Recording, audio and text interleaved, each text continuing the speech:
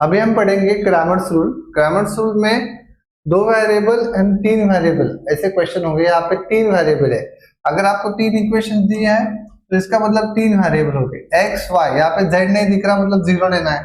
Same यहाँ पे x Y Z है, यहाँ पे जेड प्रेजेंट है, तो हम उसको स्टैंडर्ड फॉर्म में अरेंज करेंगे। तो सॉल्यूशन इसका है x plus y plus z नहीं है तो आपको जीरो जेड लिखना है। जेड लिखते समय ऐसे डैश करो ताकि एग्जामिनर को समझ में आए कि ये जीरो है या सॉरी जेड है या टू है। ठीक है, डैश के तो उसको समझ में आएगा जेड। यहाँ पे एक्स नहीं है तो zero x plus y plus z equal to zero. यहाँ पे क्या है, वाई नहीं है तो x plus zero y plus z equal to 4।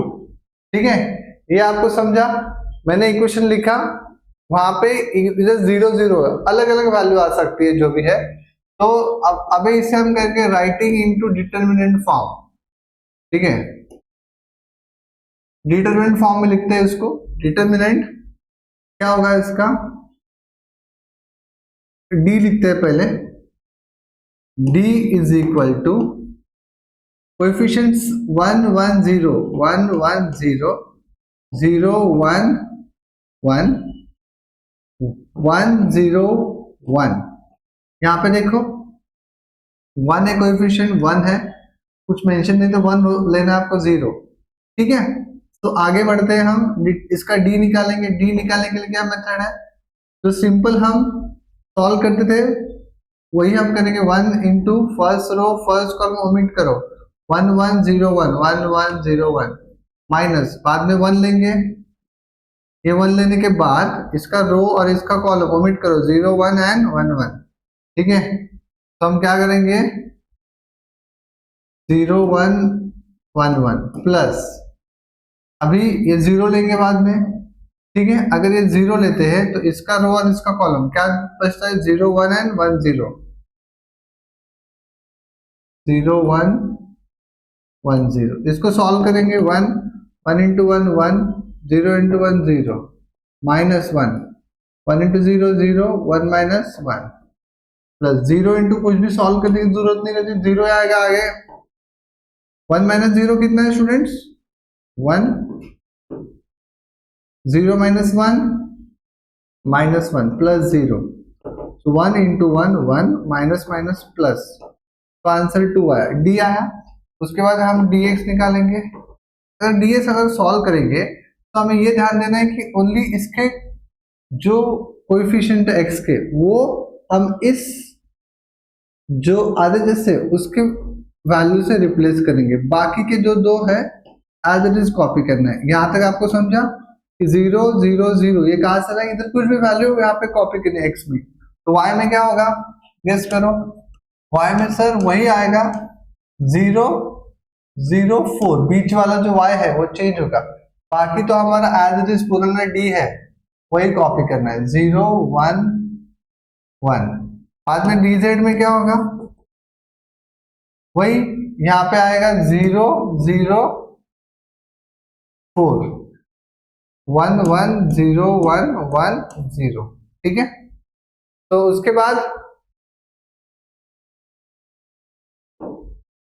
उसके बाद हम इसको सॉल्व करेंगे। अगर सॉल्व करना है तो 0 इंटू ये जो दो टर्म है, ये रो और ये कॉलम 1 1, लेकिन 0 इंटू समथिंग करे तो वही आएगा, 0 ही आएगा। माइनस 1 इंटू ब्रैकेट, फिर से वो रो कॉलम ओमिट करो, 0 4 1 1 प्लस 0 इंटू फिर से ये अगला वाला 0 लिया, इसका रो और ओमिट करो तो यही बचेगा 0 1 4 1। ये सॉल्व करना है आपको, तो 0 इंटू समथिंग 0 माइनस 1 इंटू ये मल्टीप्लाई करो 0 1 इंटू 4 4 प्लस 0 इंटू समथिंग 0। ठीक है, आगे इसको सॉल्व करेंगे तो ये मिलेगा माइनस और माइनस, ये 4 मिलेगा। समझा आपको। आगे इसको सॉल्व करते हैं, 1 इंटू ये रो और एक ओमिट करो तो क्या दिखता है आपको, 0 1 एंड 4 1। ठीक है, 0 1 एंड 4 1 माइनस ये दिख रहा है आपको 0 जीरो लेंगे ये वाला, तो 0 1 एंड 1 1, 0 1 एंड 1 1 प्लस 0, ये 0 लेंगे आगे, उसका रो और इसका कॉलम ओमिट करो तो क्या हो जाएगा 0 0 एंड 1 4। लेकिन इसको अगर ओमिट सॉल्व करते तो 1 आएगा, 1 इंटू 0 सॉरी 0 आएगा, माइनस 4 इंटू 1 4 ही आएगा। ये सॉल्व करने की जरूरत नहीं है क्योंकि ये 0 आएगा और ये भी 0 आएगा, तो 0 माइनस 1 माइनस 4, ठीक है, आंसर माइनस 4 आया। ठीक है, आगे 1 लेंगे, इसका रो और इसका कॉलम ओमिट, इसका रो और कॉलम सॉल्व करो तो क्या आएगा 1 0 एंड 0 4, ठीक है,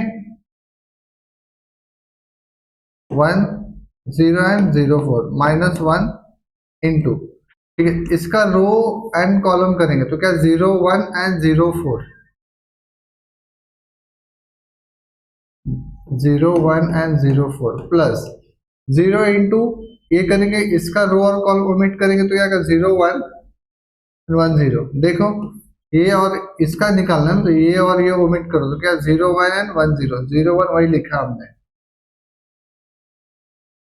तो आगे सॉल्व करो, 1 into 4 4, 0 into something 0, minus 0 into 4 0, 1 into 0 0, 0 into आगे सब 0 आएगा तो 0 माइनस 4 0 1, 1 इंटू 4, आंसर 4 आएगा। ठीक है, तो अभी इतना तो हमने समझ लिया, तो अभी हम क्या करेंगे, इसके थोड़ा और सिंप्लीफाई करेंगे।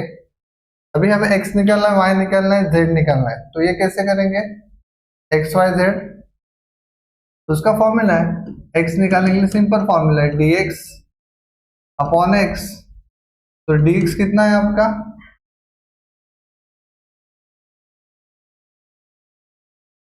Sorry dx upon d, dx upon d, क्या आंसर है dx अपॉन d का, -4 अपॉन 2, तो आंसर कितना आएगा